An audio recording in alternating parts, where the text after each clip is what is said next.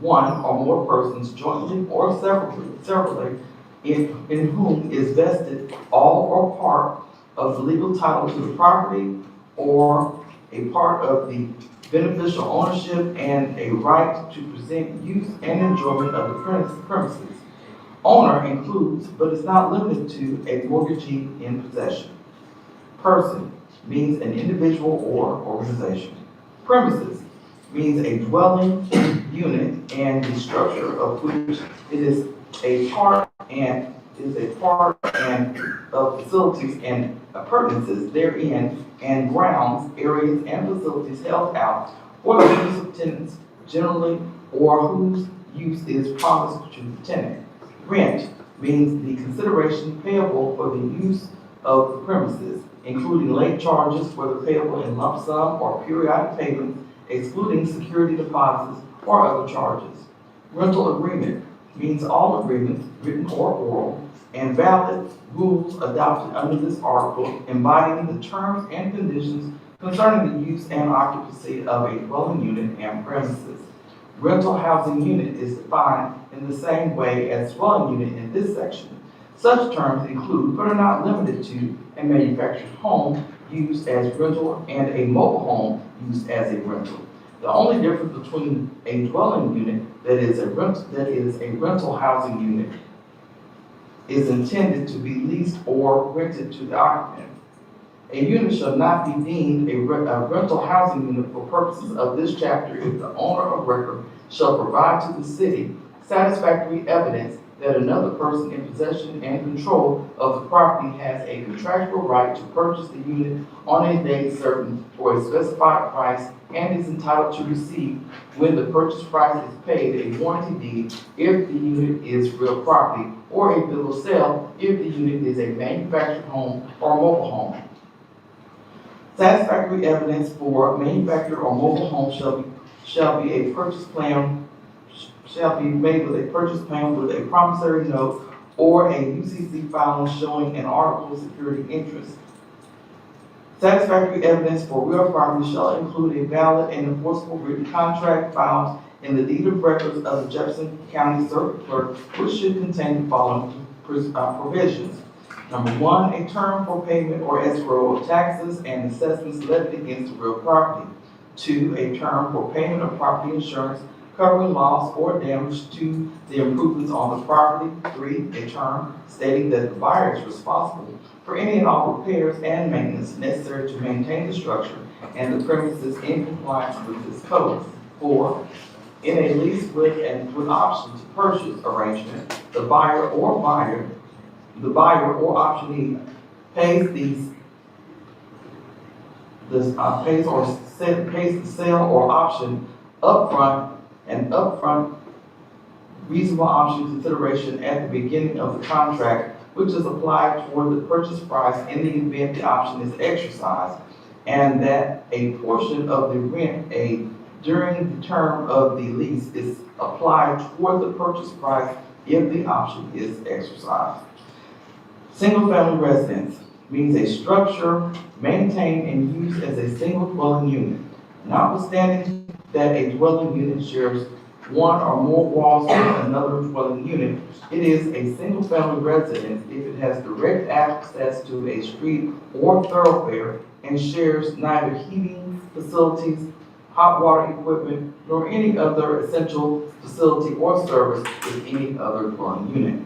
Tenant means a person entitled under the rental agreement to occupy a dwelling unit to the exclusion of others. Section 7-353, implied rental quality standards. For all lease agreements or rental agreements entered into or renewed after June 1st, 2026, and exclusive of a lease to purchase or a lease with a purchase right and except when temporarily prevented by an act of God, the failure of or caused by public utility service or other force majeure in events to include without limitation any epidemic or pandemic that causes work stoppages, labor or material shortages, or required social distancing that impacts the ability to maintain or repair a premises, there shall be implied in all leases and rental agreements for residential purposes a requirement that a dwelling unit or single-family residence have both at the time of possession is delivered to the tenant named in the lease or rental agreement and throughout the term of the lease agreement. A, an available source of hot and cold water as required by Arkansas Code annotated 1817 2502. This implied standard is consistent with section 28-403C of the Housing Code, which requires that every dwelling unit shall have connected to the kitchen sink, lavatory, and tub or shower an adequate supply of both cold and hot water. All water must be supplied through an approved pipe distribution system connected to an approved portable water supply. B, an available source of electricity as required under Arkansas Code annotated 1817-502. This implied standard is consistent with section 8-405 of the Housing Code, which requires the following.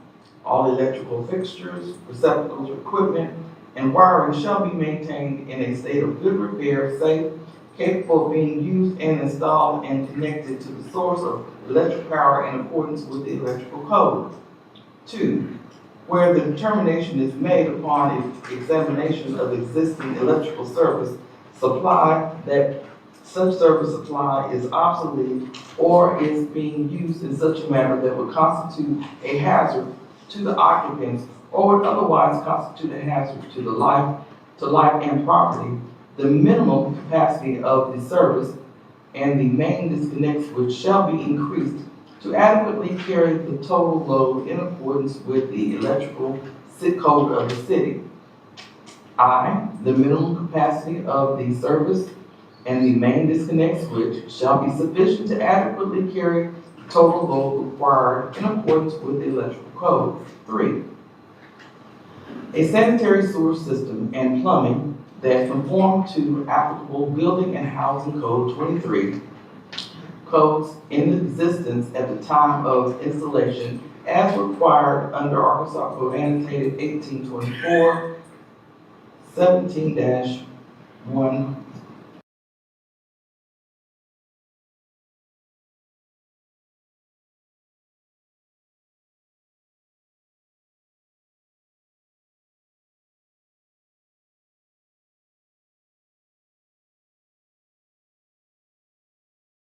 Working condition and properly connected to any approved water and sewer system.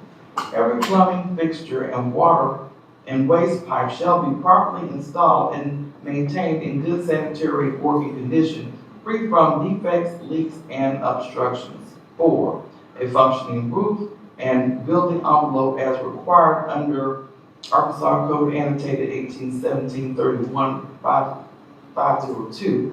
This implied standard is consistent with section 8-423 of the Housing Code, which requires that all roofs and overhangs shall be maintained in a safe manner.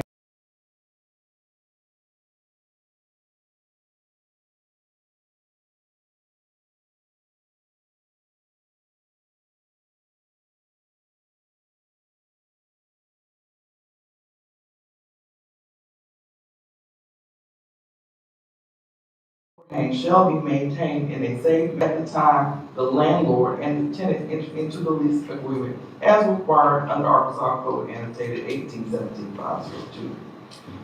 Pest extermination. This implied standard is consistent with section 8-407E of the Housing Code, which requires that every occupant of a single dwelling unit and every owner of a building containing 2 or more dwelling units shall be responsible for the extermination of any insects, rodents, or other pests within the building premises. 7, maintenance. The implied standard is consistent with section 8-333 of the Housing Code, which requires that all buildings or structures, both existing and new, and all parts thereof shall be maintained in a safe and sanitary condition. All devices or safeguards which are required by this article in a building, when erected, altered, or repaired, shall be maintained in good working order. The owner or his designated agent shall be responsible for the maintenance of buildings, structures, and premises to the extent set out in this article. The tenant shall be responsible for the maintenance of buildings, structures, and premises to the extent set out in this article. Section 7-354, reporting violations. Residents may report violations of this code to the City of Pine Bluff Code Enforcement Department, whose inspector or authorized representative shall promptly inspect the property for violations. If any violations exist, the property owner shall have 30 days to remedy said violation. In this section, violations of this code means A, doing an act that is prohibited or made or declared unlawful, an offense or a misdemeanor by ordinance or by rule or regulation authorized by this ordinance. B, failure to perform an act that is required to be performed by ordinance or by rule or regulation authorized by ordinance. C, failure to perform an act if the failure is declared a misdemeanor or an offense or unlawful by ordinance or by rule or regulation authorized by ordinance. D, in this section, violation of this code does not include the failure of a city officer or city employee to perform an official duty, unless it is provided that failure to perform the duty is to be punished as provided in this section. If an owner does not correct the violation within 30 days or make a reasonable effort to do so, the city may cite the property owner for a fine. Except as otherwise provided, a person convicted of a violation of this code shall be punished by a fine not exceeding $1,000 or double such sum for each repetition thereof. If the violation is, in its nature, continuous in respect to time, the penalty for allowing the continuance thereof is a fine not to exceed $500 for each day that the same is unlawfully continued. If a violation of this code is also a misdemeanor under state law, the penalty for the violation shall be prescribed by state law for the state offense. The imposition of a penalty does not prevent revocation or suspension of a license, permit, or franchise. Violations of this code that are continuous with respect to time are a public nuisance and may be abated by injunctive or other equitable relief. The imposition of a penalty, however, does not prevent the simultaneous granting of equitable relief in appropriate cases. Section 2, severability. In the event any title, section, paragraph, item, sentence, clause, phrase, or word of this resolution is declared or adjudged to be invalid or unconstitutional, such declaration or adjudication shall not affect the remaining portions of the ordinance, which shall remain in full force and effect as if the portion so declared or adjudged invalid or unconstitutional was not originally part of the resolution.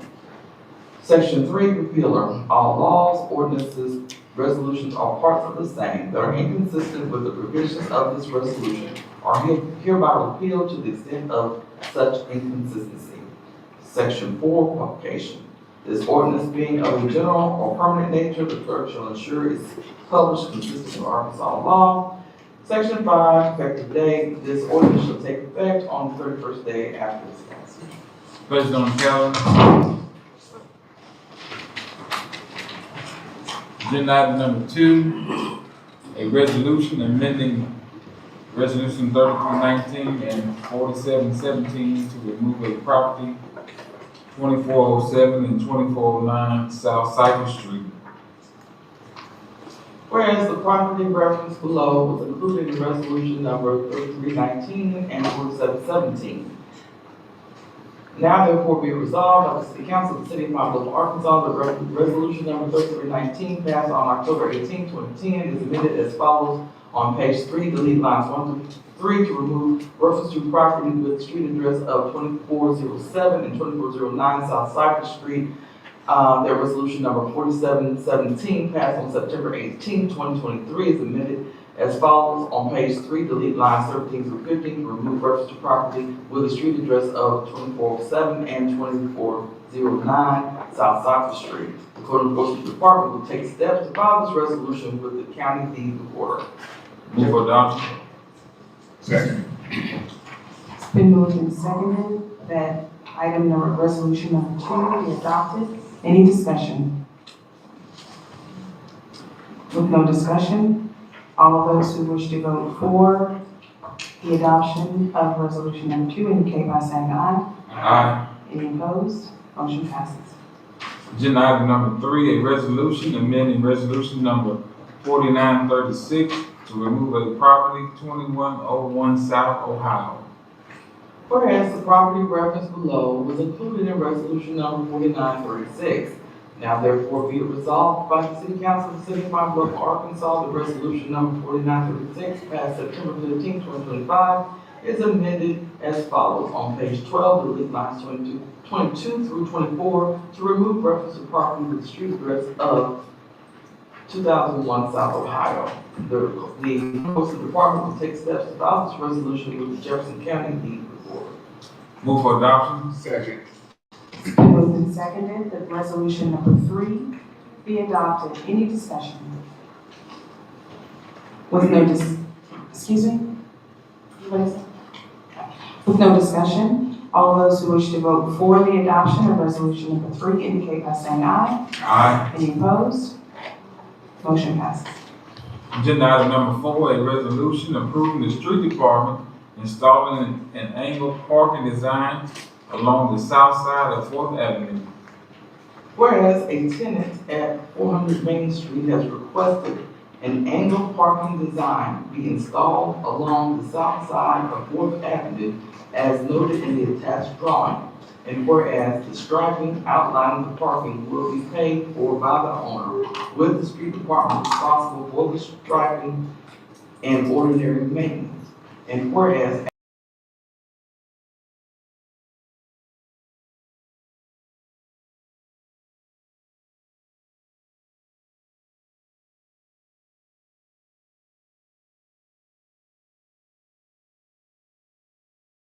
Yeah, Jefferson County, stand up, stand up, stand up. This that change on the way. Lowery on the nameplate. From the courthouse steps to the back road dust, we've been praying for a leader that we actually trust. Tired of the crime and the empty talk. Need a man that'll show up, do the walk, not just talk. Chris Lowery put his boots in the dirt. Been face to face with the worst, made it work. Knows every street, every name, every file, and he still shakes hands with a working man smile. Chris Lowery for the county, say his name, get loud, get rowdy. If he win, he gon' clean this town. No games, he gon' shut it down. Chris Lowery for the county, tough on crime, yeah, he stands so proudly. If you sick of the fear at night, vote Lowery, time to make it right, make it right, make it right, make it right, make it right. He ain't scared of the ones that think they run this place. Look a thug in the eye, they gon' see that face of a man on a mission with a badge and a plan. Bring respect back, bring hope back to the land. From the schools to the stores, keep the kids all safe. Make the dope boys feel that heat in the chase. He about law, he about order. Every town line, every border. Chris Lowery for the county, say his name, get loud, get rowdy. If he win, he gon' clean this town. No games, he gon' shut it down. Chris Lowery for the county, tough on crime, yeah, he stands so proudly. If you're sick of the fear at night, vote Lowery, time to make it right. Lowery. Who you call when it all go bad? Chris. Who gon' stand when the others step back? Chris. Who gon' ride for the whole damn county? Everybody chant that name real proudly. Lowery for the county, say his name, get loud, get rowdy. Hey. If he win, he gon' clean this town. No games, he gon' shut it down. Chris Lowery for the county, tough on crime, yeah, he stands so proudly. Jefferson, it's your time to shine. Vote Lowery, put an end to crime.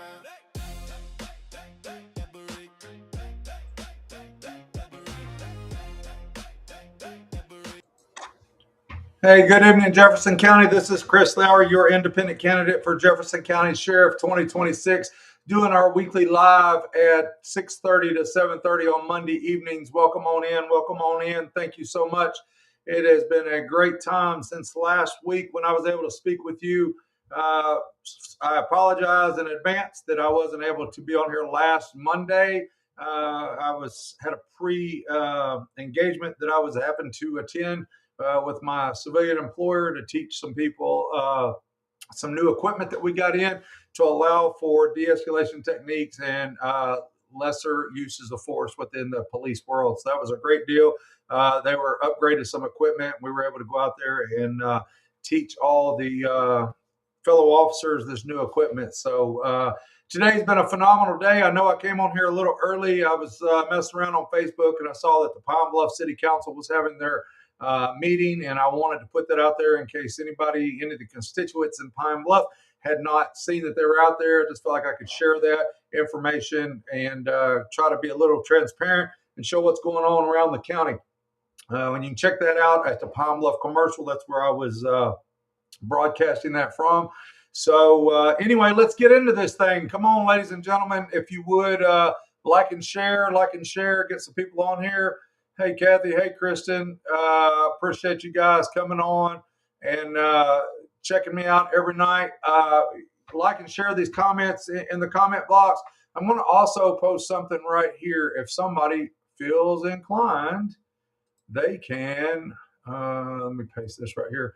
I'm pasting a link right there. They can click on that link and they'll jump right in here. They'll be on camera as well, and we can have an entire conversation if they would like. So had a great week since last time we spoke.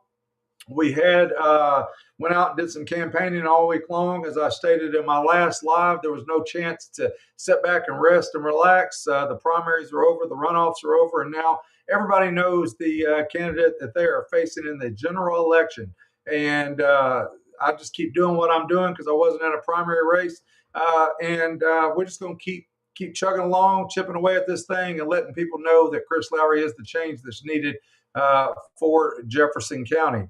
So as we go forward tonight, I had an interesting thing to talk about. And it's kind of a twofold situation. There was a situation that occurred just today that fell right in line with what I had a prelude to talk about. And that was the fact of how people become, accustomed to attacking those who support others. And what I mean by that is, so when you have a candidate that runs for a position, and not just me in the sheriff's position, but whether that's somebody who ran for a JP race or a county judge or maybe even city attorney, right? So whatever that looks like, it's just that there's a certain segmented group of people out there that tend to want to spread misnomers and untruths and just try to keep you distracted from the message of change out there and what a new person, a new individual would bring to the table. If nothing else, they bring a different set of ideas and values that maybe have not been thought about before, and allow for the growth of Jefferson County to happen in a way like has not happened in quite some time. But as I was stating that, I just noticed. So I'm really not going to get involved in this or what, but there was an article today published on Deltaplex that was put out that the Arkansas Restorative Initiative has filed a lawsuit against the Jefferson County Sheriff's Office and Sheriff Lafayette Woods Jr. in his official capacity. And that was well within their rights to do. I guess they felt that they were not being treated equally and fair and had their FOI request acknowledged and responded to in a timely manner. I didn't read a lot about it. I did read the article, but that's what I got out of it, is that they had requested some information through the FOIA request, and they felt that fell on deaf ears or was not answered in a timely manner. And Miss Selena Hale felt the need to file a lawsuit within the Jefferson County Circuit Court.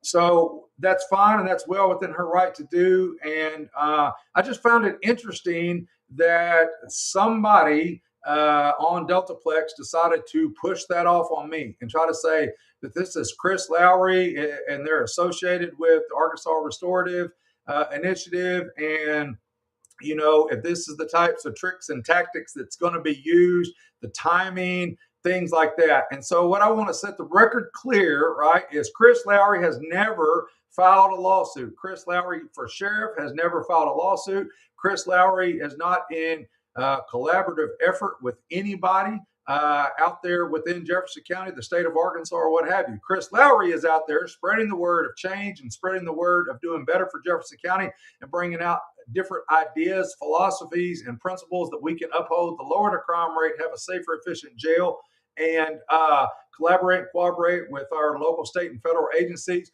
as well as be heavily involved in the community and utilize my leadership and experience to take Jefferson County to the next level, make it a great county again, instead of ranking down in the lower 1 percentile out of 99% of the counties in the state of Arkansas are better than us across the board when it comes to crime, violent crime.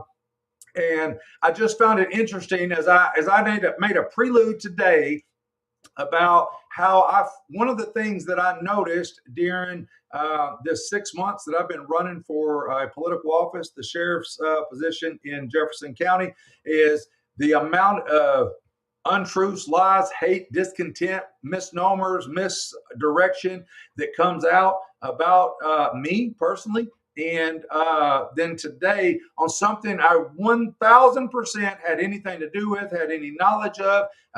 My name's not on it. It wasn't in it. It wasn't around it. I wasn't consulted on it. What have you, what have you, what have you.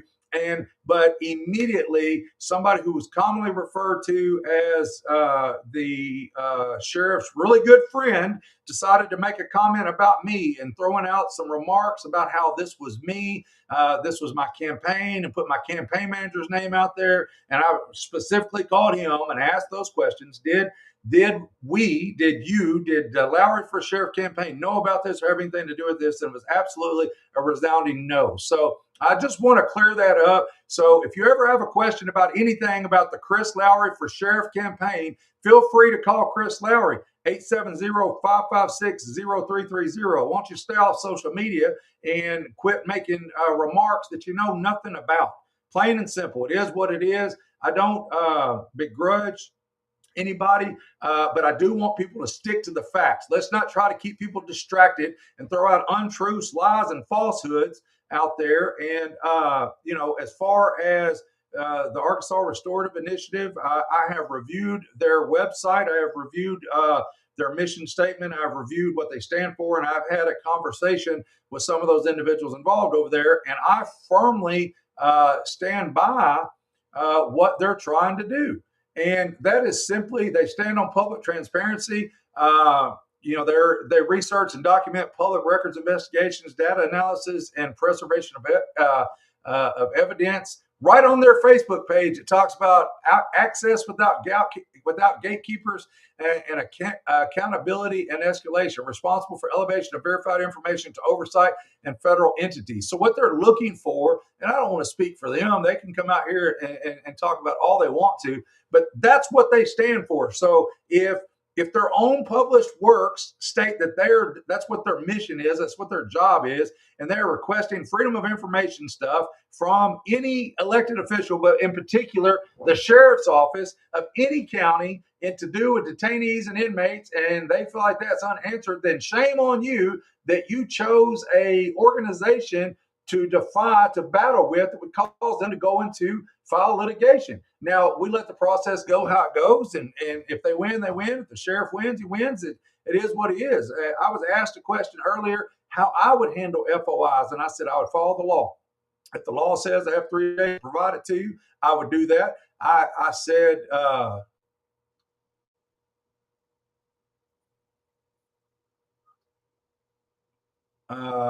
let's see.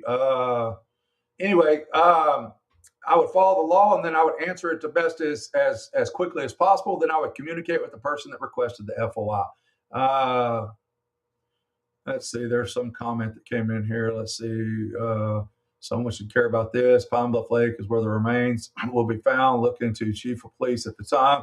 The doctor and a few more won't name here. Dive. This ain't no joke. KTV7 news. The director states, well, we will post the story.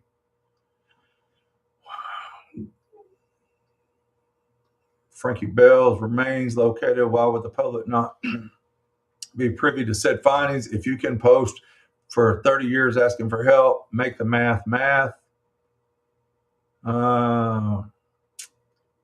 Yeah, I'll have to research that in there and study up on that. So let's see. Chris says they sure did do that. It's sad that people want to try to twist the narrative of Arkansas Restorative Initiative. They shed light on injustices within jails and prisons in Arkansas, not just in this county. Other counties respond to FOI requests in a timely manner, but Jefferson County did not. What's funny is that the ARI is transparent about these things, and it's evident on their page. So, I'm not going to sit here and keep beating a dead horse, but I just want you to understand that that's the type of race that we're in, that people want to spread untruths, misnomers, and try to misdirect you and say that Chris Lowery, in combination with, Mark Cannon and Chris Phillips, they collaborated and do this, that, and the other. And that's the farthest thing from the truth. So here's my goal and here's my mission, is I will meet with any citizen of Jefferson County that offers insight to making a better Jefferson County. I will collectively speak with individuals and understand what their perspectives, their concerns are, and try to facilitate a solution for their concerns with what's good for Jefferson County underneath my administration. It is what I will do. Okay, Ms. Parker, I see that. I was just speaking about that case today with a portion of my team that is familiar with code cases and investigative, and really spoke to him about it. I knew, or I know about this case a little bit. Obviously, I do not know the intimate details of it, but I would tell you, just like I've told anybody else regarding any cases within Jefferson County, if it's within the purview of the sheriff and the sheriff's office, we will gladly look into that, because I believe all citizens of Jefferson County deserve answers and the opportunity to relook at cases that maybe the family has not completely been received some resolution on or understanding of, and just seeing what assistance we could provide. I believe that is very important to be transparent and work for the citizens as well as possible. I will be looking at what I'm going to call a code case or a stale case investigative squad through some experts that I have managed to befriend and become associates with over the past 20 years, and look for some different resources to utilize in those areas to see if we can't possibly shed some new light, or just be able to give some closure to those families. I hate that you feel that way, about the city. I can't specifically say that, but I can tell you that over the years, I've heard different things about how certain sections or certain areas failed when they had a reopening of the investigation, I believe in 2012, possibly 13. And I would love to get my hands on that and just see where that failure happened and what transpired there. So in the meantime, Ms. Parker, what you could do for me is you can spread the word that Chris Lowery is doing some good things for Jefferson County. He has a great plan, a plan of action that he will bring into it. Yeah, I see you say dive. I can at least say this, what I can speak to that is I'm a certified rescue diver. I was on the Pulaski County dive team, and I have no problems going to the deepest, darkest depths of any body of water to research what we can. So, and the Jefferson County Sheriff's Office does have a dive team. So look out, Sheriff Diver, if need be. So as we move forward, Ms. Parker, the most important thing right now, and that's very important, Cassandra Hall's case is very important, and I would love to be able to provide some resources and some insight to that, and we'll do what I can at this level. Just understand that by me getting in office would be an opportunity for someone who's making a pledge to you now that I will look into any and all cases within Jefferson County that deserves a second look and some clarification and answers to the friends and family of those relatives involved. So I didn't want to keep beating a dead horse. I just wanted to say, I wanted to clarify strictly that, misnomers and misinformation gets put out there, and just don't be careful what you read. When you when you see people post things and say things that they have no idea what they're talking about and put Chris Lowery's name on it, I'm telling you right now, I'm inviting any and every one of those to come on here live and explain to me why they felt the need to put my name on it, where they got their information from. There's the link right there. All they got to do is click in and explain to them what is such hatred towards Chris Lowery to be running for sheriff. This has nothing to do with the man, Lafayette Woods. This has to do with that over the past 8-10 years, I've not been pleased personally as a citizen, as a law enforcement professional, what I've seen going on in Jefferson County.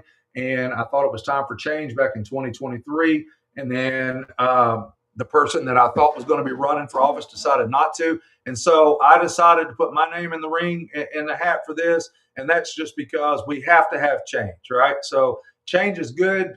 Competition breeds growth in business, and it breeds, I believe it breeds growth within politics as well. To give you the opportunity, give you an opportunity to, even if that person wins, that we've affected change. We've informed the citizens about change that needs to happen. And really, folks, this entire live was going to be to you about transparency. The lack of transparency from my perspective, from the current sheriff's office, as well as the hatred or the misinformation that is getting put out there from the early onset back in November of 25, where people were saying things that were completely untrue and unfounded, to the fact of just today, someone closely associated with that campaign saying something that was completely untrue. And so what I'm going to call on is I'm going to call on Sheriff Woods to tell his friends and his cronies to stop the misinformation. It's just not true. Spreading untruths is not good for Jefferson County.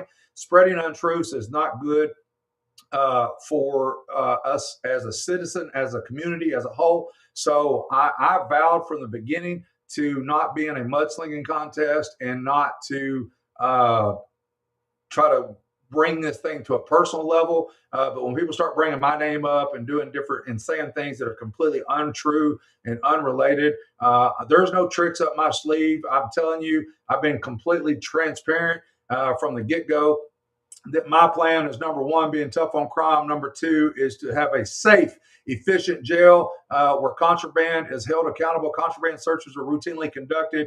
Notification and transparency to the public about the contraband searches. I want to make the jail a safer environment where people can come in there and all beds are available for people that need them. That everybody who is incarcerated or detained is housed properly, safely, securely, humanely, and treated with proper nutrition. As well as I want to collaborate and cooperate within our local, state, and federal agencies.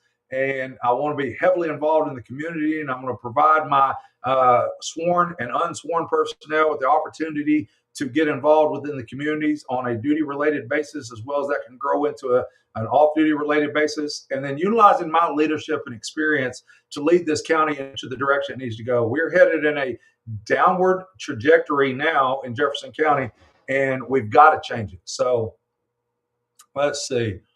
What have you heard about the possible weapons in the jail? What is your plan to prevent this from happening in the future? So absolutely. I have heard there was a post put out the other day. I'm not sure where it started or where it came from.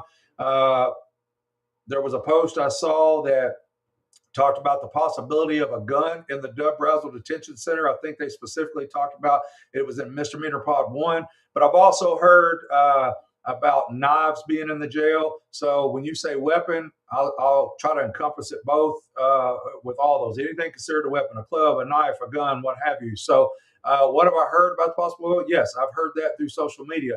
But there again, I don't know if what's on social media is true or not.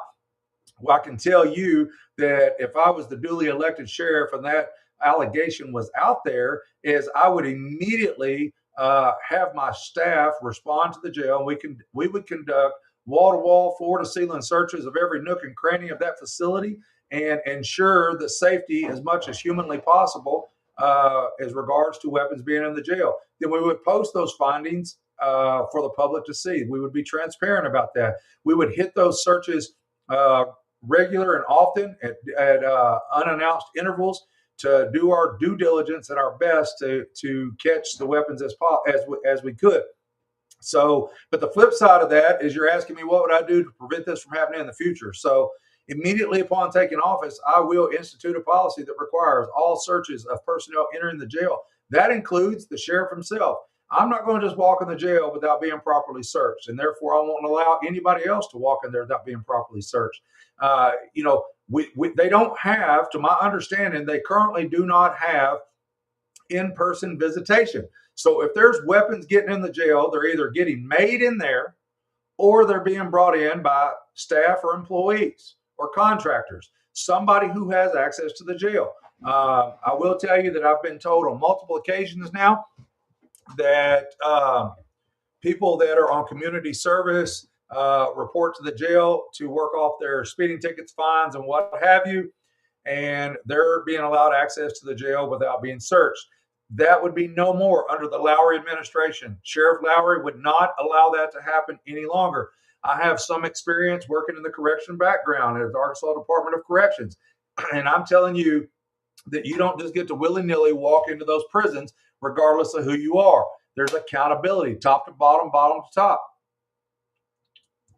And so then also another part of that, Cade, to answer your question, is deputies would be required to conduct a certain number of random searches, shakedowns, both inmates and areas throughout the course of their shift.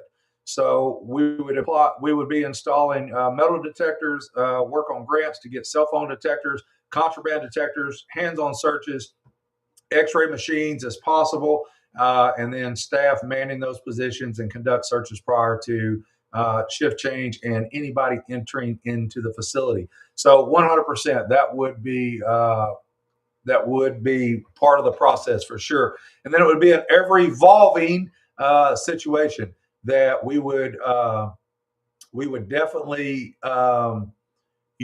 be a growing document, I guess you say. The policy would be as we saw shortcomings, we would address those and plug those gaps and holes as need be. So, hey, Judy, thank you for saying that. I try to be as honest as I can be. I like to say this: don't ask no questions you don't want to know the answer to, because you're probably going to get the answer, and you may not like the answer you get, but I am who I am. So, Kristen, you said my name got brought into it. Anything to twist the narrative? Yeah, I think it's silly that he chose to do that, but it is what it is. So, if there's anybody interested in joining on live, or they have a question or comment, feel free to go ahead and put that out there.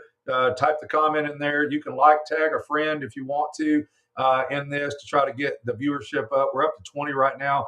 I encourage dialogue with any citizen of Jefferson County. We do have an epidemic down here. We have young people that are committing violent crimes. There was several arrests made in recent days. There's been several shootings and homicides that's happened over the past couple of weeks. And it takes an entire community. It takes all law enforcement entities partnering together, as well as the community getting involved to reduce these crime rates. We have got to show our young people a different way of life. We've got to partner with our clergy, educators, mental health professionals, and work with people that are incarcerated, as well as people that are on the brink of being incarcerated. So, we just keep, it's like a revolving door, it seems like, here in Jefferson County.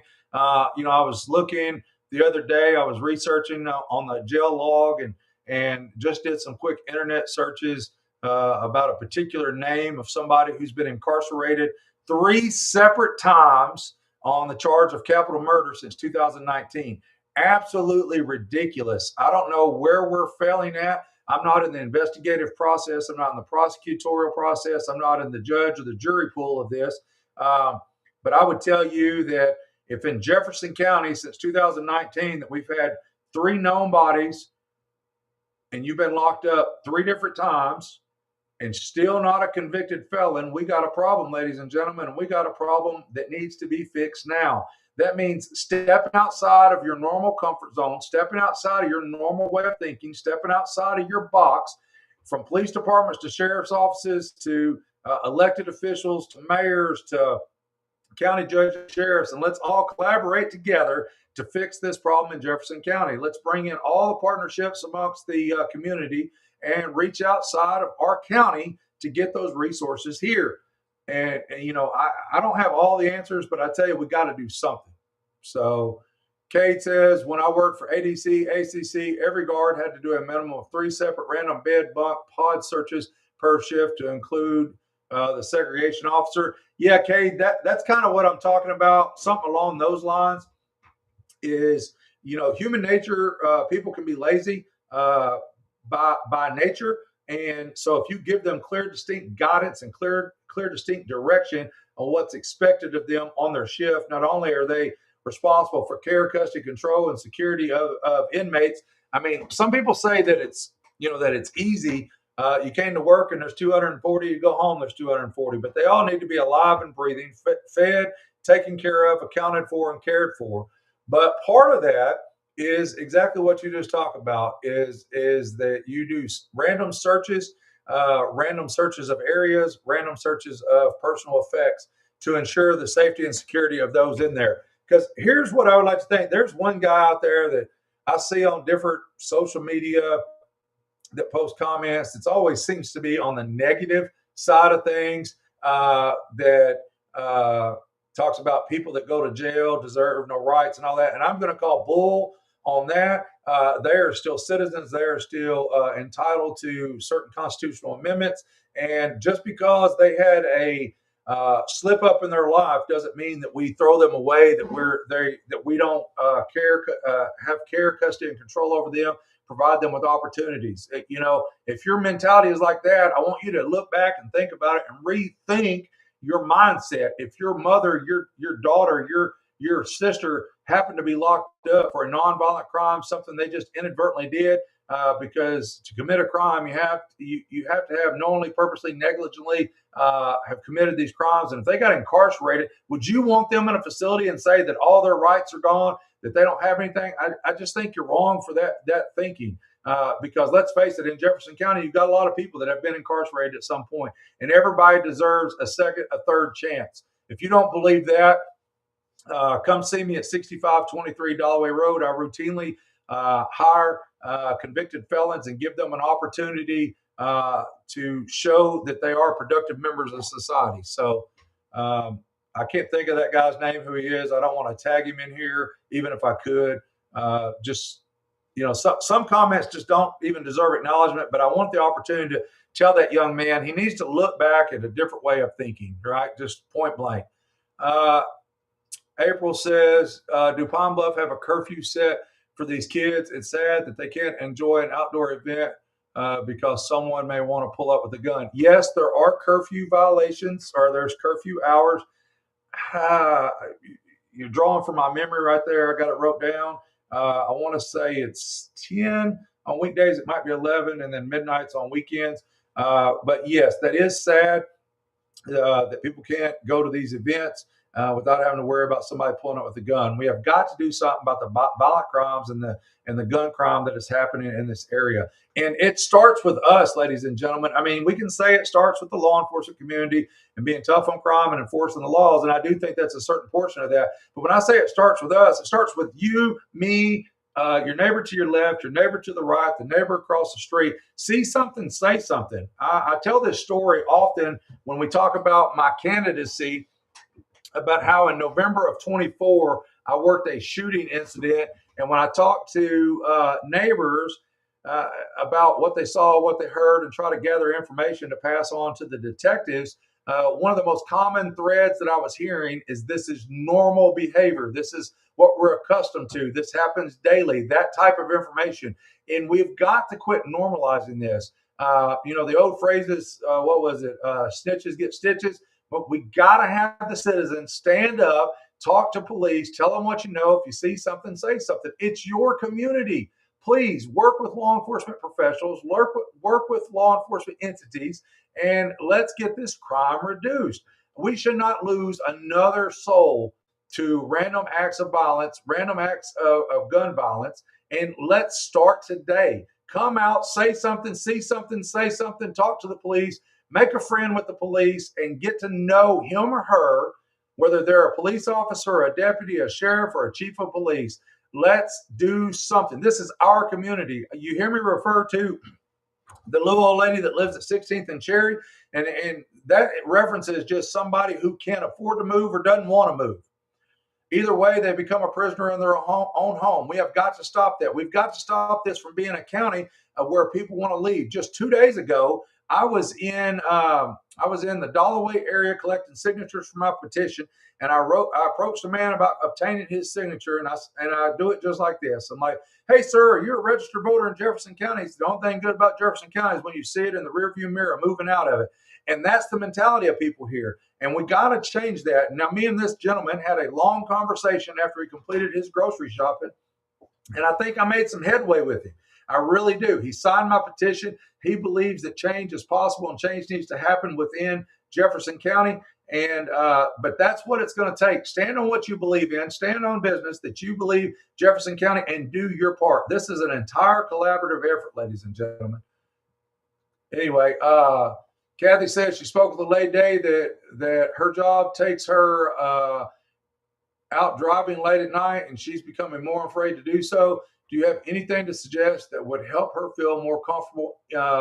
Anyone she can notify, she will be out at night. So depending upon what she's doing, Kathy, she can call and request a secure check with the local police department, whether that's Whitehall, Pine Bluff, Jefferson County, whatever, and request that a law enforcement officer arrive in the area that she's at. Just that we do that. Sometimes we get calls about roll through with your lights on, roll through with your spotlight, whatever. She can also request a standby if she feels uneasy about an area.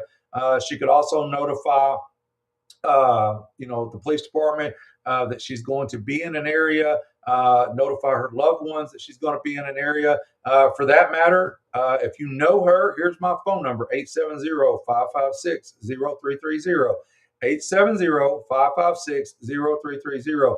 Give her my cell phone number and let her know to let me know. If it's in the city of Pine Bluff, I'm working amongst that community a lot of times, but I am just up the road. I'm always available to provide a service of security to someone that feels uneasy. I would not mind that at all. Let's see. Don't it take two people to open doors? How does an inmate just go out the door and escape? Is there a plan you would put in place to keep that from happening? Great question, David. Yes, it does. So I would say I saw this firsthand when I toured the jail a month or so ago. How that happened is I'll go down the scenario with you as I understand it. If the Jefferson County Sheriff's Office has a difference of opinion, they're more than welcome to critique me, publish a difference of opinion. But a Pine Bluff officer took a inmate in after taking him to the hospital and took him to the booking area. There's a bench there with some handcuffs and some leg irons. According to the officer that took him in there, the leg irons were not operable. So they handcuffed him to the bench. A couple hours later, there was a medical emergency in the jail, and whoever, whether it's the control booth operator or whatever, hit buttons and opened doors, and it allowed for the Sallyport garage door to be open. It allowed for the door walking into the booking area to be open. It allowed for the door to the booking cells to be open all at the same time, which is 100% against policy, practices, and procedure.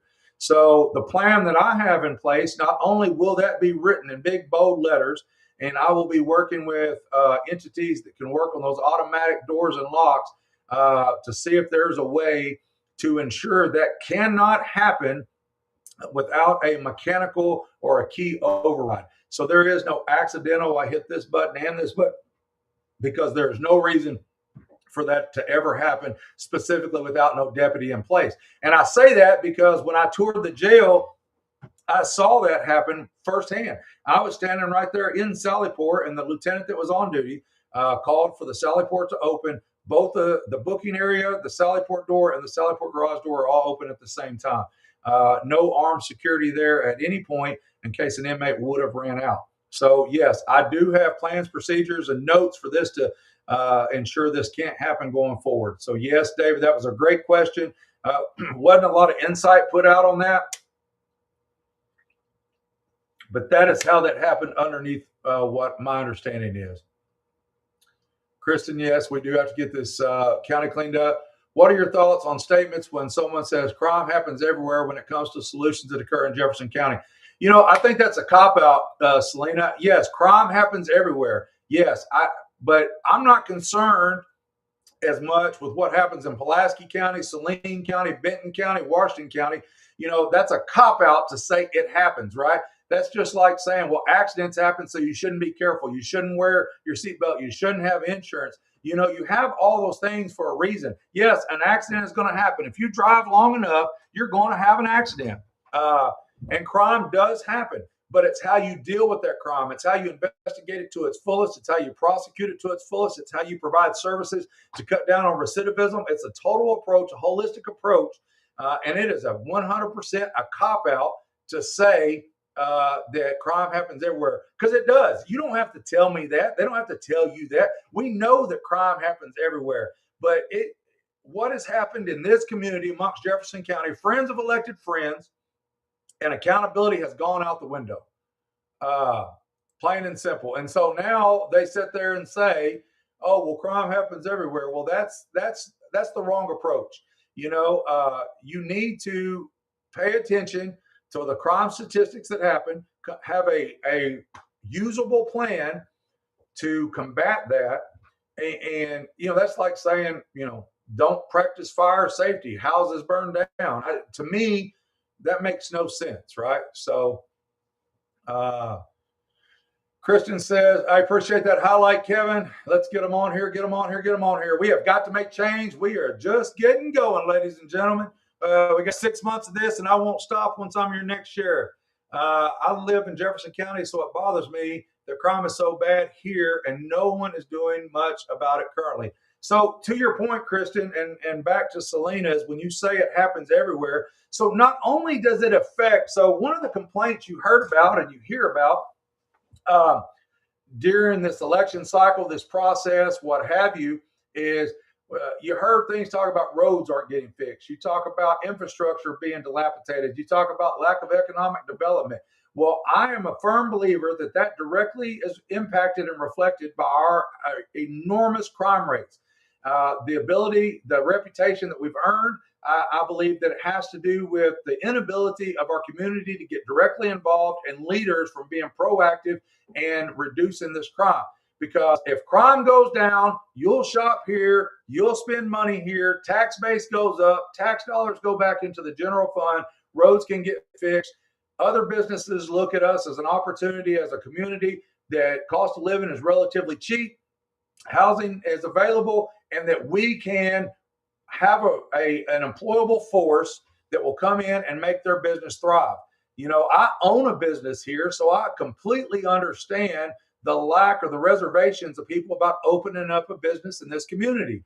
I mean, if you're scared to go buy a gallon of milk, what makes you think you want to invest $1.6 billion in a community where people are scared to go, and even if they do that, it seems like they start living, in Little Rock and commuting. I mean, I just attended a chamber awards banquet for the city of Whitehall a month or so ago. The keynote speaker was the baseball coach from UAPB. So he got recruited here. He was a phenomenal speaker. I'm going to go try to speak with him. He invited anybody who wants to come out and speak to him. Thought it was a great message that he sent about, you keep climbing.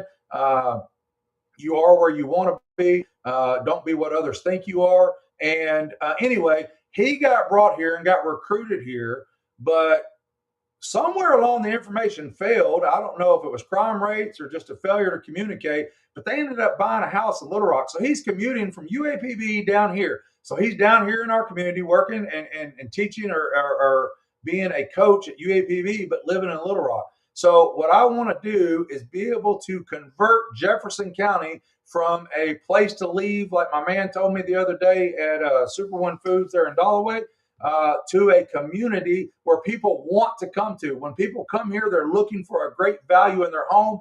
They're looking for a great community where their neighbors to the left, to the neighbors to the right can get along with them, and we can all cohabitate together. So I mean, to your point, I just agree that we've got to do something about it. I would say, from my perspective, I've gotten different issues brought to my attention through the course of this campaign. Some of them are response times in the unincorporated areas. Some of them are high crime rates within the Pine Bluff area. The lack of jail and of being able to hold people in the jail, the lack of care, custody, control of people in the jail, the lack of the Jefferson County Sheriff's Office taking reports, filing reports of investigative natures. I have gotten reports about, the Blythe, the roads, a lot of stuff that are not necessarily in the control of the sheriff. But I take all issues at heart, and how can my role directly impact those to make a better Jefferson County? And I'm here to tell you, ladies and gentlemen, I believe it completely has to do with the crime rate and partnering with other organizations to cut down on recidivism and build community involvement and community engagement. So, as we move forward in this campaign, what you can do for your community, for me, is continue spreading that word. Every time you see a false narrative put out there, address that concern. Inform them that they are more than welcome to jump on my live at any point. They're more than welcome to call me at 870-556-0330. Let's have a conversation. I just had a great conversation earlier last week, midweek time frame. A gentleman from the Sherrill area called me and asked me what my vision was for sheriff. He said that him and his friends were sitting around and talking about what they were going to do, and as far as the voting goes in the general election, and I was able to enlighten them on what my vision was and my plan was. He seemed to like that tremendously, and left it up with, well, Mr. Lowery, you got my vote, you got my friend's vote, and whatever we can do to help you. And so I say this, what you can do is to help me is to spread that word, tell a neighbor, tell your friends, tell your family. If you're not a registered voter, you have got to go out and become a registered voter. Just because you wasn't able to vote in this primary, you will still be able to vote in the general election, ladies and gentlemen. So that's where it truly counts. Primary is one thing, runoffs is another. The general election is where the rubber meets the road, and that's where it happens. If you want this guy right over here, Chris Lowery, for your sheriff, then you got to be a registered voter. You got to vote. So you got to sign my petition. You got to spread the word, and you got to do the right things for the right reasons so we can get the proper leadership in there. Jefferson County voters have decided they wanted a different county judge and I believe it was 4 quorum court members, as well as maybe a city council member or 2. But let's keep that change going. You wanted change. You voted change. So let's keep that same energy going. And don't be distracted by the naysayers and the negative people out there spreading falsehoods and misnomers, right? I just received a phone call right before I got on this live, and he said, man, have you seen what they're saying about you on Deltaplex? I said, I did. He said, man, you got to address it. And so I'm taking his word for it, and that's why I'm addressing it like that. It infuriates me. It frustrates me. It bothers me that somebody would intentionally, purposely, and I'm going to say recklessly, put my name on something that they don't know nothing about. So unfair, don't believe it. Call me, talk to me about it. We'll address it. That is not to say that I do not agree with what the Arkansas Restorative Initiative is trying to do. I believe that the incarcerated detained persons need a voice. I believe they need a checks and balances. And I'm going to say this, Selena, if you're still on here, comment on this for me. If I was the sheriff today and the same situation arose that you filed a lawsuit on today, would you have filed that lawsuit against me? I'm going to say yes. I don't know you personally, but right is right, wrong is wrong, and whoever, it's not a personality contest. This is about doing what's right. So, Kristen says, people want things here, but that's not going to happen until it's cleaned up. Around here, like you said, no one wants to be in an area with a reputation like Pine Bluff has. When there is shootings and murders every couple of days in the city, that signals a larger problem. You're right, Selena. I have been paying attention to social media. There are some community activists that I'm proud to see that they're coming out a little more louder, a little more vocal, a little more involved. They've always seemed to be involved, but I'm seeing very specific things they're trying to do. And I will reach out to them or let them know they can reach out to me, and I will do my part where I can help them. I don't want to step on any toes, but I am a resource that is available through offering young men and women a job at my business, to mentoring to them and providing what services I can until I get into office. So yes, we got to clean it up. Got to clean it up.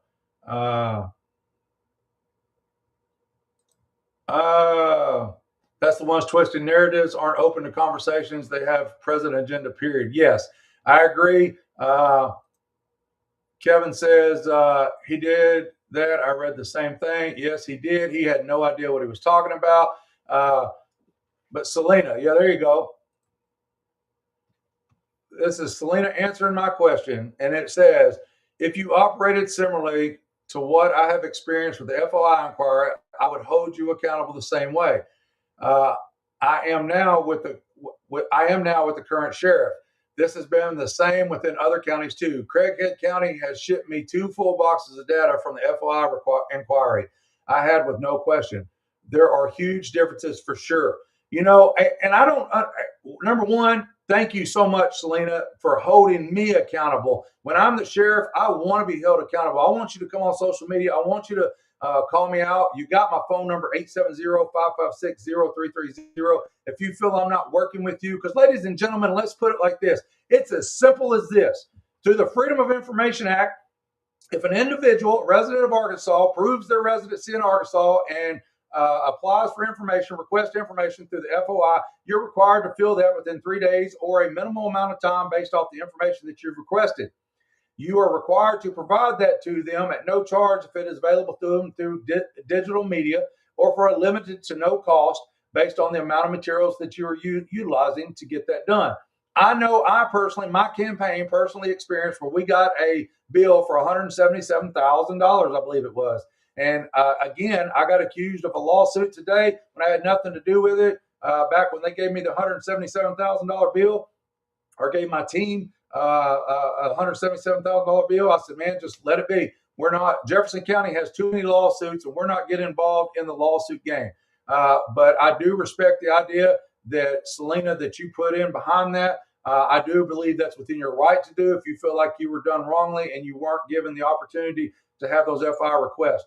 I will stand behind your organization, the Arkansas Restorative Initiative, because I do believe that the detainees, the incarcerated persons, need a checks and balances, and they need a voice, because there are people out there, just like the man I said earlier, that when he wanted to basically throw his hat in the ring on incarcerated people should give up their rights and whatever, that's completely untrue, false, and bad way of doing business. And then you need people like Selena and the Arkansas Restorative Initiative to hold these 75 sheriffs. I don't know how many county jails we got. Not every county has a jail, but there's 75 sheriffs.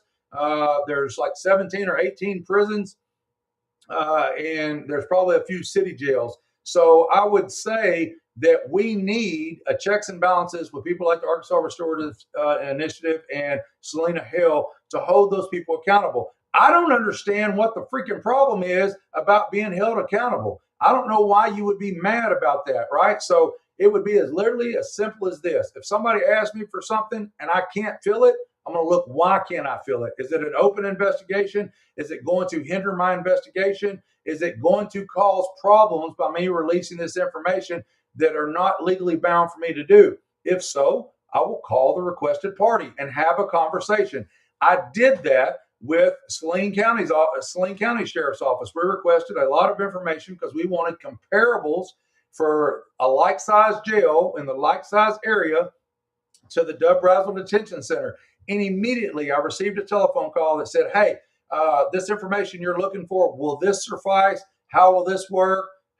Will this meet your need? And we worked it out. It was good to go. And I know from earlier today when I made a video and Selena chimed in that if a conversation was had and you weren't blocked, that it wouldn't have resulted in a lawsuit. So to the point of what they talked about on the Deltaplex comment that I was so worked up about, is I would say, yeah, here we go, taxpayer dollars being spent on another lawsuit. But what I will say to that is it didn't have to get to that point. And the elected official is the direct driver of that. Make a phone call, communicate with the people requesting it. At the end of the day, Sheriff, if they're wrong and you can't come to a cohesive answer to fulfill that FOI, then tell them, you've done all you can do and move forward. But I know from past experiences, they just like to go on unanswered phone calls. So let me jump off that topic for just a minute. This is highlighting our Boots and Bling fundraiser that's approaching. That is May the 9th at the Whitehall Community Center. It's featuring Aces Wild, the band.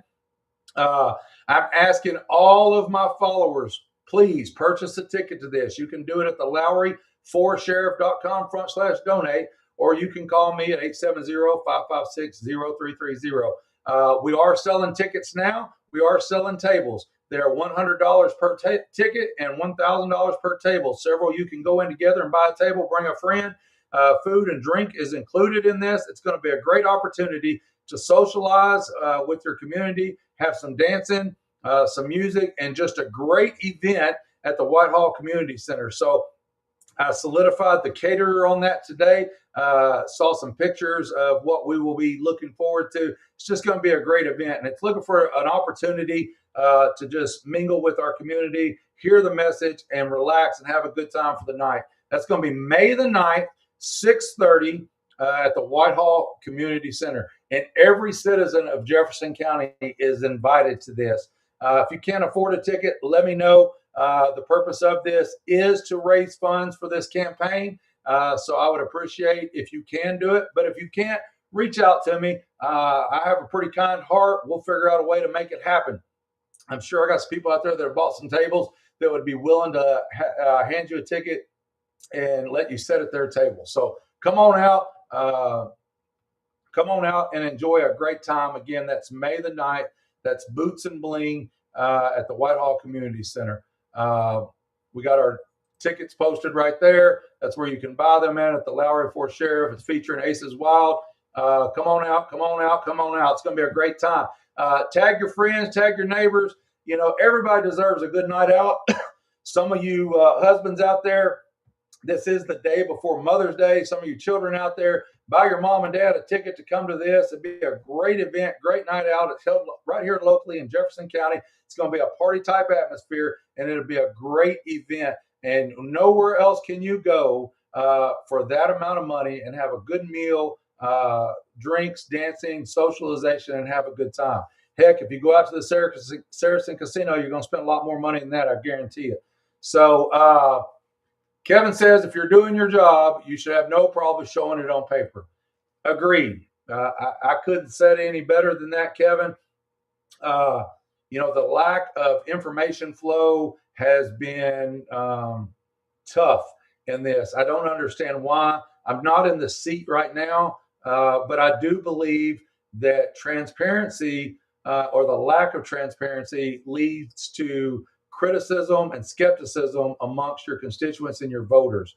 And so why not just come forward with the information? As we were children growing up, we made mistakes. As adults, we make mistakes. And in jobs that we've had as adults, we've made mistakes. And just because you made a mistake did not mean that you are fired. It does not mean that people hate you for it.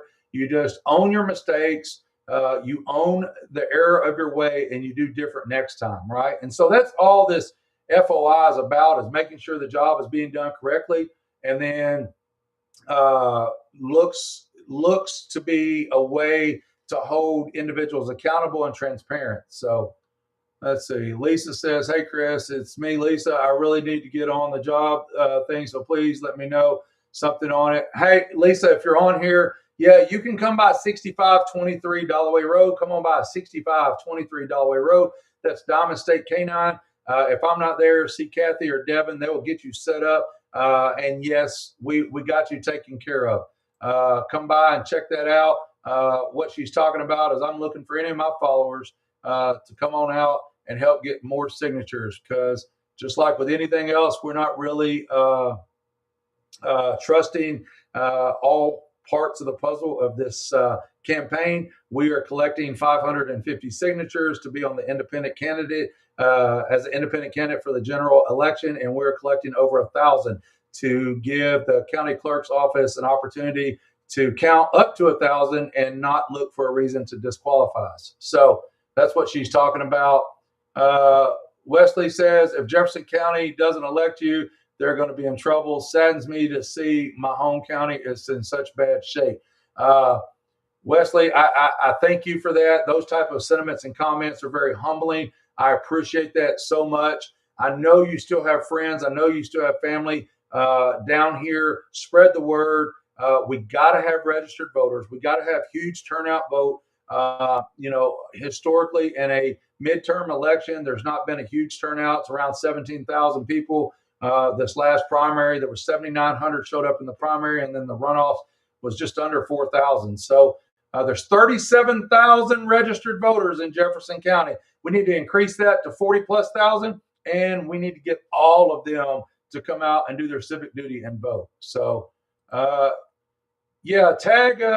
looks like somebody tagged Jimmy Cavan in that. Jimmy Cavan, feel free to chime in on the crisis in Jefferson County and the FOIA request.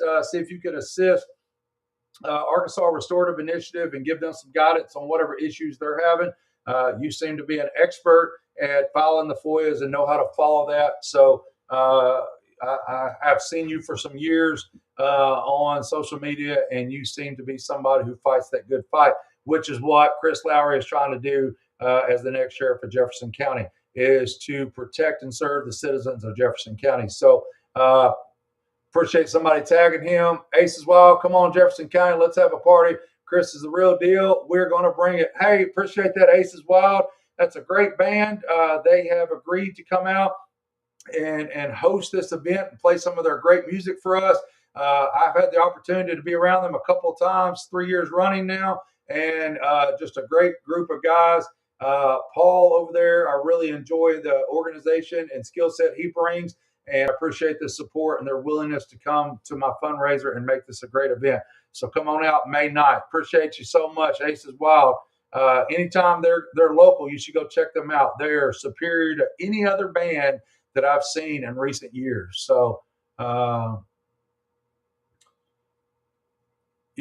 I see Jimmy's an old friend of yours. I knew him some years back, and he seems to really be fighting a good fight amongst Central Arkansas. So if anybody reaches out to him or he sees this in a tag, feel free to let him know. He can reach out to me, and I'll give him whatever information I know. But more importantly, if it's involving the FOIA request or the lawsuit, you got to reach out to Arkansas Restorative Initiative and Selena Hale. I want to be abundantly clear, ladies and gentlemen, before I get off here, is that do not fall prey to the misnomers, misinformation, lies, and falsehoods that are spread throughout political parties and dynamics specifically within Jefferson County.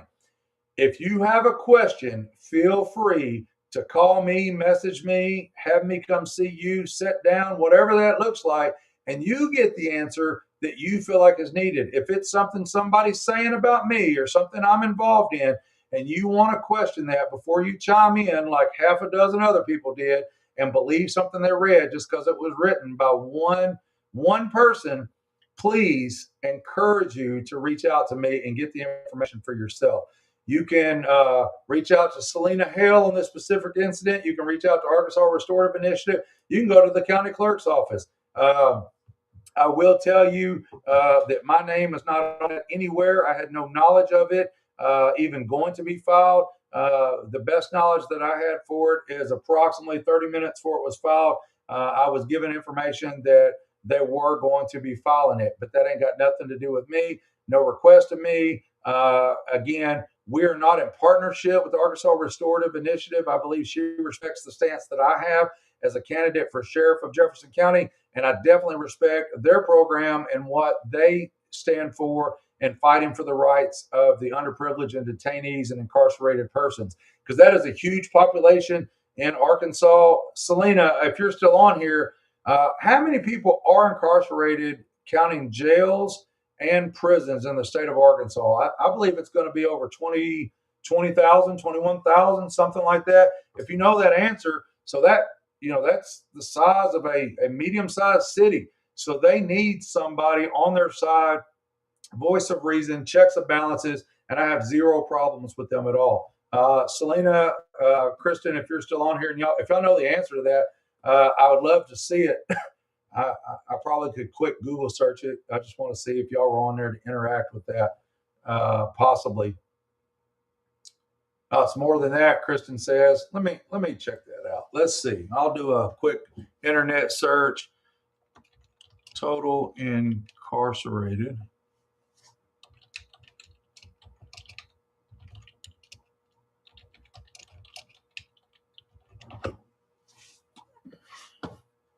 Okay, according to this, I'm going to share this with you so nobody thinks that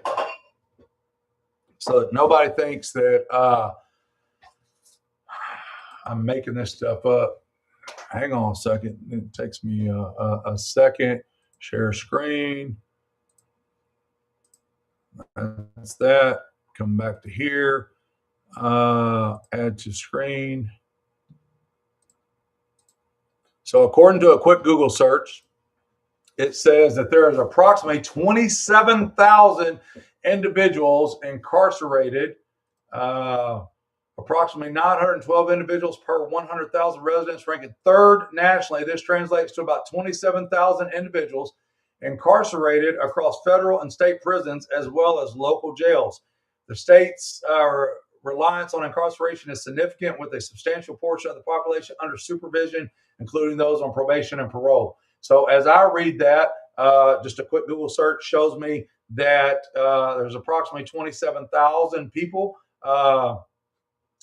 incarcerated, and that's not counting the people on probation and parole. So they definitely need a voice of reason, and I appreciate and applaud the Arkansas Restorative Initiative and anybody else like Common Ground Ministries, John 3:16 Ministries, that get out and try to help with recidivism, the underprivileged and the incarcerated persons to quit doing crime, as well as fight for their rights while they're incarcerated. So Kathy says, if you hear anything or have questions about what you hear or read, call Chris anytime. He will answer your questions truthfully. So Kathy, you know me for a long time. You're the love of my life. I say this routinely, is that all questions deserve to be answered, and no question is too tough to answer. So I may not have all answers. I can get those answers for you, given time and opportunity. But I encourage you to please don't believe what you read. Do your own fact finding, find your own information. So yeah, Kristen, according to that website, that was just that was off of MSN. It said that we are third nationally. So definitely need that. Need those spokespersons for those incarcerated individuals. So the goal here tonight was to talk about transparency and to talk about, which I felt was adequate or appropriate as well, is the number of people that have came out and told me that they are supporting me, but they cannot do it publicly because of fear of retribution. And I think that is ironic that just today, that when a certain group, the Arkansas Restorative Initiative, felt the need on their behalf and their behalf only to file a Freedom of Information Act lawsuit against the Jefferson County Sheriff's Office and the Jefferson County Sheriff, Lafayette Woods Jr., in his official capacity, that got associated with me. And, that just went to my point that goes back 6 months ago when I started running, and I would try to have conversations with other elected officials or other candidates, and behind closed doors, they would tell me, I support you. I support you. I believe that you are what we need in office. I just can't say it publicly. And then last few weeks ago, when a certain individual, I'm not going to call him by name, because he said that if he comes out and supports me, that he knows that he would take a slaughtering in social media. And I'm not sure if that's because I'm a white man. I'm not sure if that's because I'm challenging the current sheriff that is has a demeanor about him. I'm not sure why that is, but he is not the only one that has said that. I do know for a fact that there are individuals that have done work with other candidates. And when they were seen talking to me, taking a picture of me, they received phone calls, text messages, or social media about, why are you talking to the guy running against Lafayette? Why are you talking to the white guy? Why are you talking to Chris Lowery? Those are things that are being said. And so the question is, why? Why do they feel so threatened by a man that comes out and speaks truth? Why do they specifically make personal attacks, misnomers, and untruths about a person who is literally only wanting to do this for the betterment of Jefferson County, betterment of the Jefferson County Sheriff's Office and the Jefferson County Jail, the Dub Brazel Detention Center? Those are my only motives, ladies and gentlemen. I'm actually losing money every day on this. It is my wife and business partner having to carry a workload that is not normal for them to carry. They've agreed to do this so I could spend my time and efforts for you, the citizens of Jefferson County. And then these people want to come out with hate, discontent, and disdain in their heart and spread these falsehoods. And it's very disheartening. So I just ask you, stay focused, as I will stay focused for the next 6 months until I become your elected sheriff, and then the mission changes. Now it's about putting these plans in action, wheels in motion. I made a statement today with somebody I was doing an interview with that within the first week of being elected office, I will establish contact with our surrounding counties and jails and sheriffs and go make a visit to see what they're doing right and what they're doing wrong. So I'll have a better understanding of successful programs and programs that are not having such success, and try to have a more developed plan in action on day one. So it's true, though, there's definitely a political clique in this county. People are scared to go against them. Most people that go against them almost like people that have gone up against organized crime. Yeah, I could see that. I've been in rooms full of people that when I was trying to collect signatures from these people, because they're registered voters. I mean, you have to be a registered voter to run for office. So I would be in these forums, these candidate forums, and would be requesting, hey, would you sign? And man, I can't do that right now. Get me later. Do this, do that. And while they were running for office, and let's face it, 3 or 4 of them in the county judge perspective and several of them in the JP perspective are no longer candidates because they lost their race. They had a good fight and did what they did, but my phone hasn't rang to offer anything that they could do to better Jefferson County. They have not reached out. And not that I need them to, but I want them to, because I think each candidate offered a unique set of skills that could better Jefferson County. So I'm not giving up on them. I will be communicating with them. I have spoken with one of them. I'm not going to put his name out there. He has a lot of good ideas. He is a person that I think is so far ahead of the game when it's to thinking about things that could better Jefferson County outside of budgets and outside of criminal activity. His is more about education and economic growth and opportunities that could put Jefferson County on the map. And I think he has a lot good to offer for Jefferson County. So I appreciate him so much and the times that we have spoken. If you're listening to me, you know who you are, and I'll be in touch soon. I've just been so busy doing my thing. And now that all elections are over until the general election, we can kind of sit back and continue campaigning and not have to pay attention to some other races. So it is ridiculous that people have to be hush on it. Why are they scared? It's just weird. I agree, Kristen. It's when I was speaking to an individual earlier in an interview that I was doing, I gave the analogy that, I don't have to be quiet about me supporting the Kansas City Chiefs or supporting the Kansas City Royals or the New York Yankees or whatever sporting team that you like. I generally don't have to say, well, hey, I like Kristen Stivers. I don't have to worry about that. Now, somebody might have an opinion and say, I don't care for her or I don't care for that team, but I'm never belittled or begrudged because of that. But you run for office, you're going to hear people just being berated because of that. And to my knowledge, I will say this, to my knowledge, I've never been in a room where someone really has anything ill to say about the current sheriff, or in particular at a broader spectrum about elected officials. It was mostly change. That was the theme of the conversation, that we felt like change needed to happen. We had to do something different at the sheriff's office.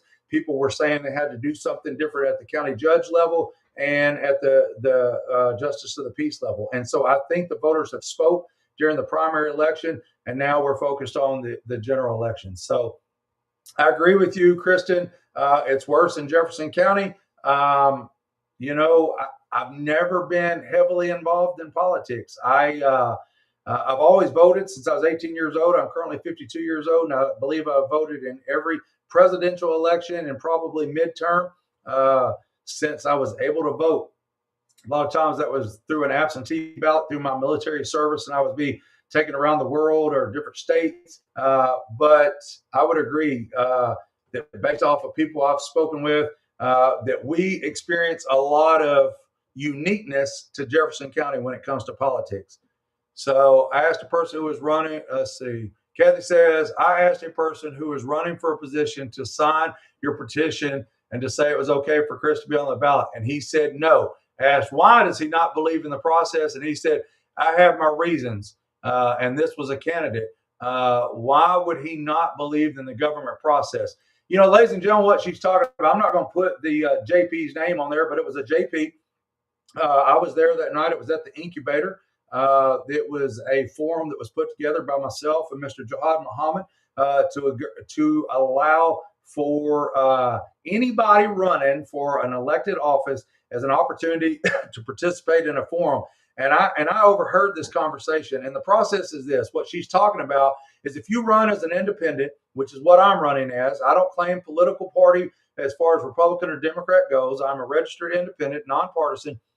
And I believe the sheriff's race should be a nonpartisan race all the way through. I don't think that it has a weight-bearing factor on enforcing the law on whether you're Republican or Democrat. So that's why I chose to run as an independent.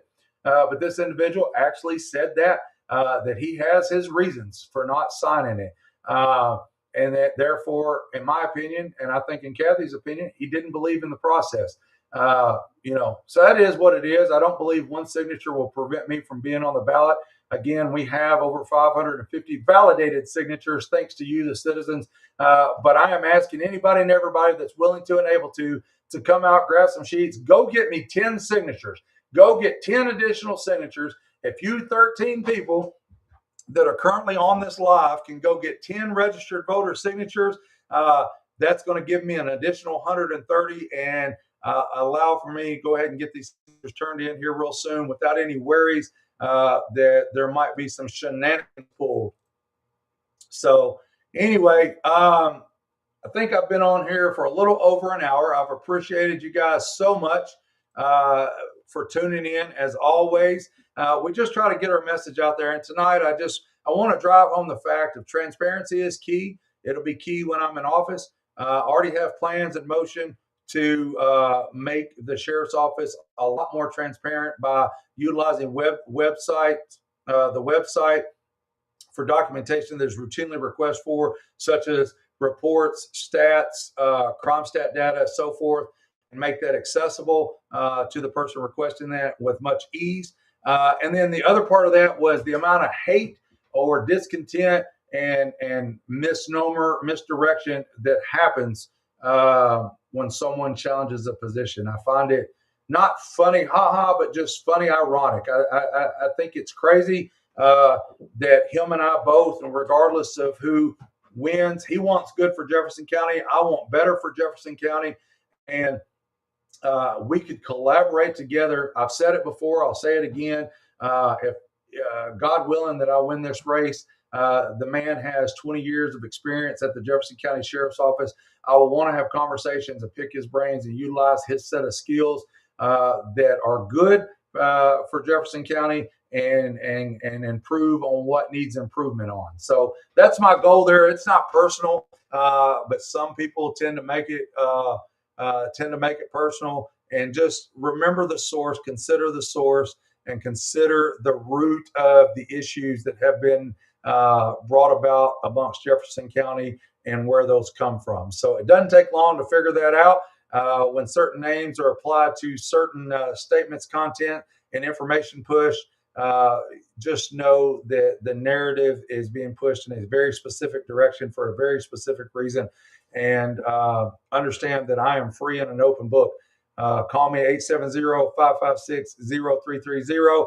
I look forward to communicating with you, my voters, and anybody who has questions, concerns, or comments for me. If you're ever interested in joining a live and having an open dialogue conversation for the public to see, feel free to hit me up. We'll facilitate that.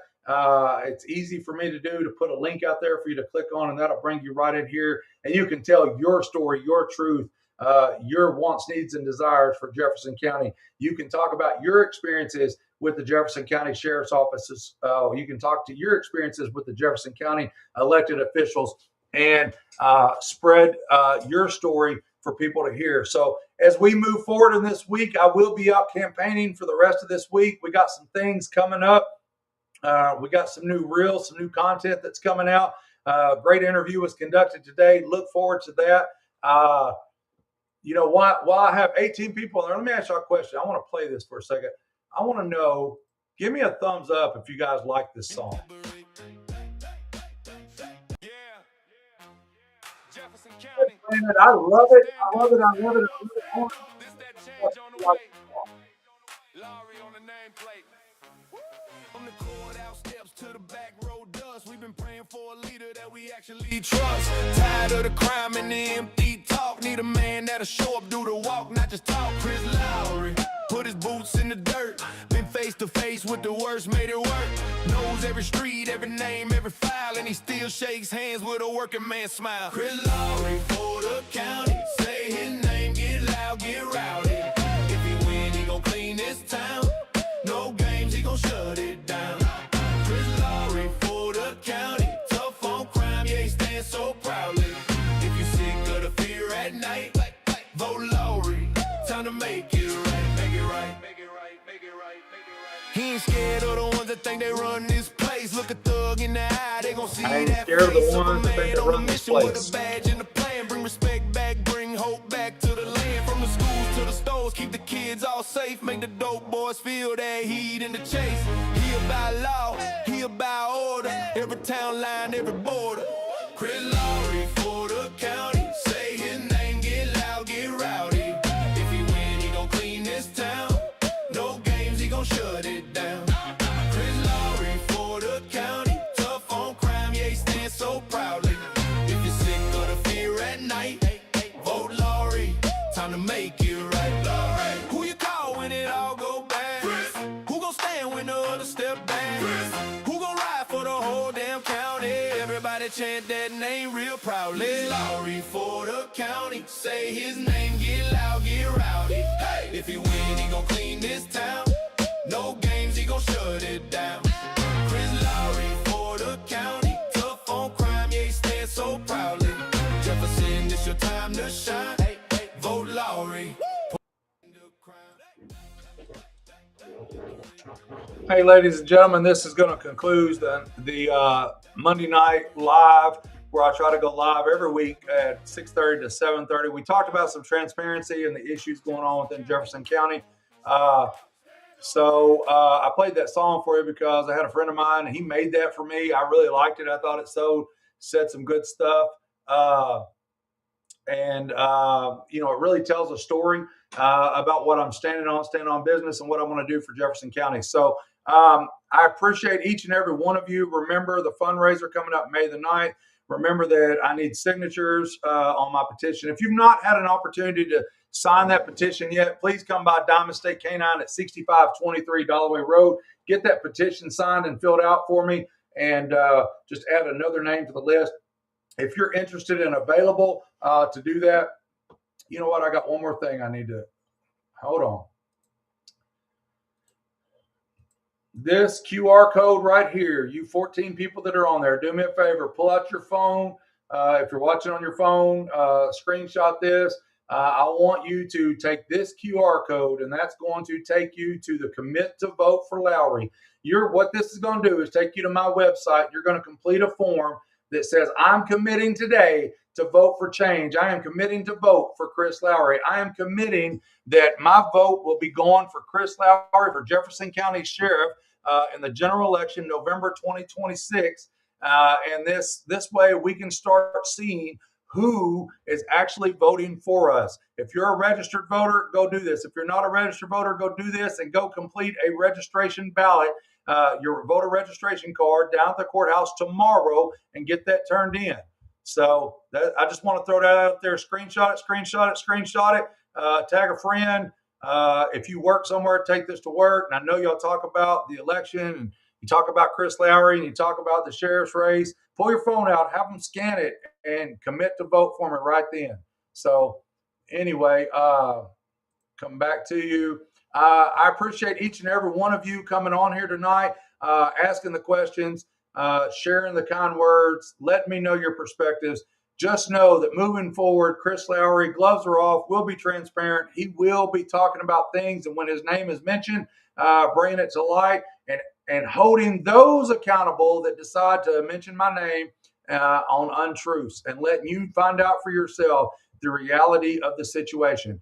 As we move forward in this election, I appreciate you so much. If you can help out, whether it's financially by doing a donation, attending the fundraiser, or just going and getting signatures, wearing the t-shirt. If you want a t-shirt, come by 6523 Dalloway Road tomorrow. I will give away some of the ones that we have, and let's start getting that name out there where everybody knows Chris Lowery is who you want to vote for at the general election, November 26th. Chris Lowery for Jefferson County Sheriff. Thank you so much. I will conclude tonight's live broadcast. I appreciate you so much, and thank you for tuning in. And remember, as always, God bless Jefferson.